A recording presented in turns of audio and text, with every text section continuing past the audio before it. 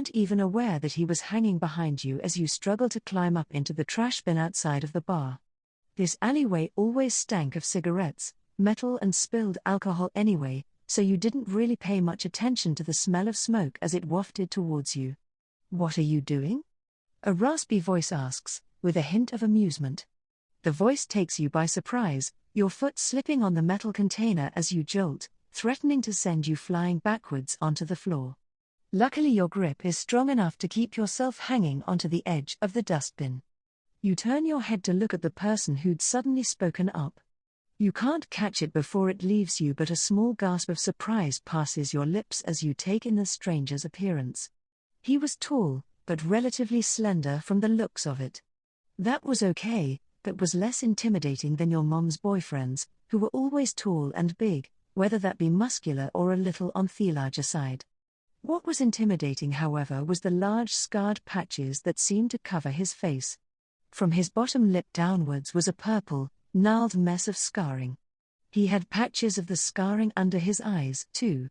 His hood was up, but you could see patches of white hair covering areas of his face. His eyes were piercing blue, almost glowing despite the dim lighting in the alleyway. He was scary, but not in the big burling man way that every other man you'd experienced was. The end of his cigarette burns blue as he takes a breath from it, looking over you expectantly for an answer.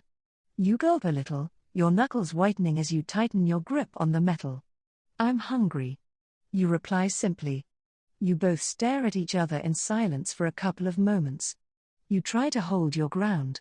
You'd already been chased off a couple other territories by other people living on the streets, and it had something substantial to eat.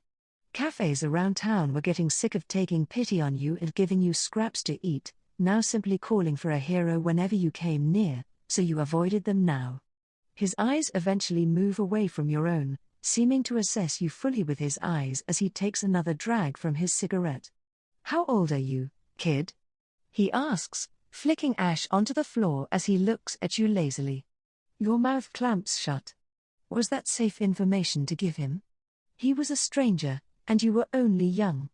You didn't want to have to flee from heroes or risk getting tricked into being taken into care. You appraise him with your eyes now. He definitely wasn't wearing any kind of hero costume, which was a relief. But that wouldn't stop him from calling for one, and you knew it. The more you paid attention to his clothing, the more you took in the fact his clothes were pretty beaten.